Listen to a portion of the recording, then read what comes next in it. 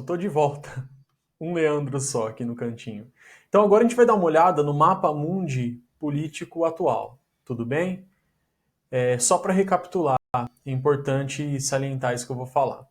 O nosso planeta, visto de cima, como vocês viram naquele primeiro vídeo, não enxergamos as fronteiras. As fronteiras são construções feitas pelo homem, linhas imaginárias.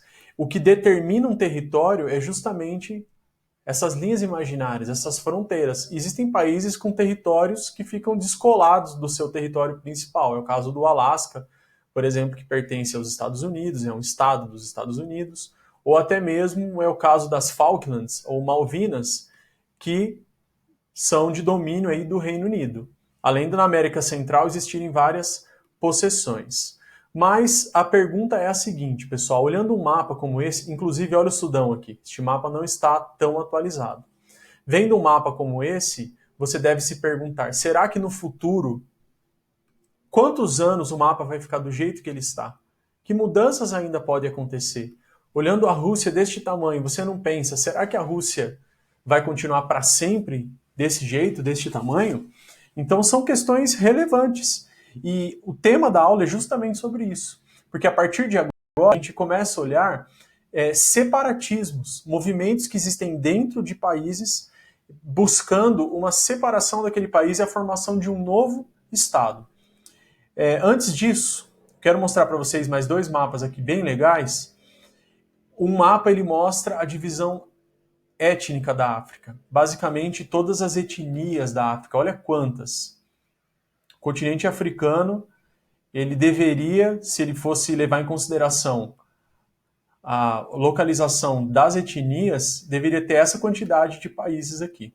Porém, durante o processo de colonialismo e neocolonialismo, muitas dessas etnias elas foram concentradas dentro de um único país. Foram obrigadas a viver em harmonia, entre aspas, né, dentro de um país que era controlado pelas potências europeias. Então, muitos conflitos aconteceram por conta disso. Imagine que etnias rivais, a partir de determinado momento, foram obrigadas a conviver como se fossem a mesma nação dentro de um país. É óbvio que em alguns casos isso pode ter dado certo, mas na maioria deles isso foi responsável por inúmeros conflitos que aconteceram mais tarde.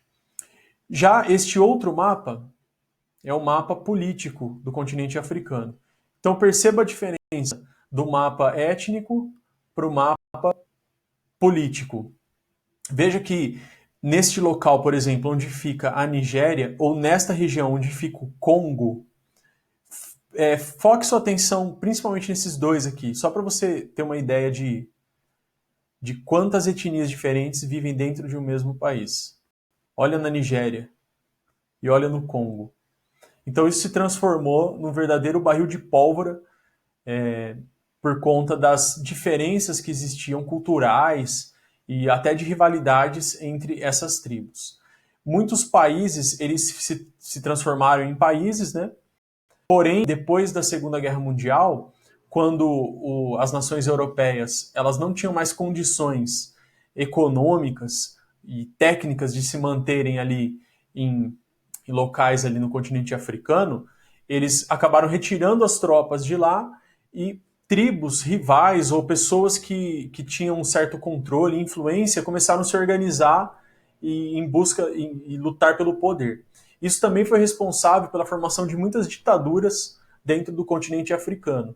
Afinal de contas, um líder ali ditatorial, ele conseguia com mão de ferro, ali utilizando armas, dar uma acalmada nos ânimos ali dos movimentos separatistas dentro do continente africano, o que trouxe também inúmeras mortes, tragédias e outras coisas mais.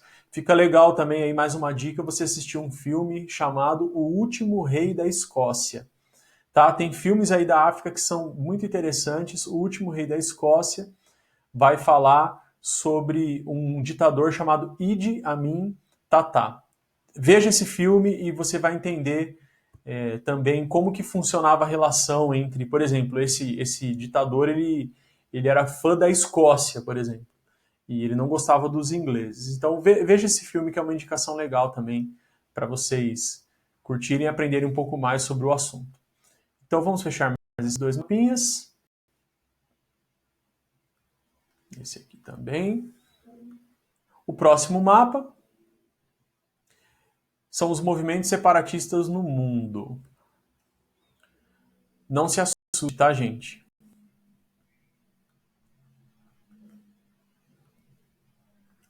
Olha a quantidade de movimentos separatistas no planeta. Inclusive tem até um aqui dentro do Brasil, como se fosse a região sul do Brasil querendo se separar e formar um país. Porém, o local mais importante que merece nossa atenção são alguns desses conflitos que eu vou falar aqui para vocês. Então, vale muita a atenção aí. Em primeiro lugar, aqui no Canadá, nessa região aqui de Quebec, tá? Na região de Quebec há um movimento separatista. Atualmente ele está aí, digamos que em stand-by. Já foi feito vários referendos ali para a separação de Quebec e formação de um país independente. Vira e mexe, cai no vestibular, cai de maneira simples. O nome do movimento, o que acontece em Quebec. É separatismo. Aqui dentro da Europa tem vários, eu vou abrir um mapa específico para a gente dar uma olhada. Vale destaque aí Catalunha e País Basco. Na Ásia tem alguns movimentos, por exemplo, dentro da China, os uigures, no formulário que eu preparei para vocês, tem ali depois na resposta um link para você ler um pouco mais sobre vários desses movimentos separatistas. E vamos dar uma olhada agora no mapa da Europa,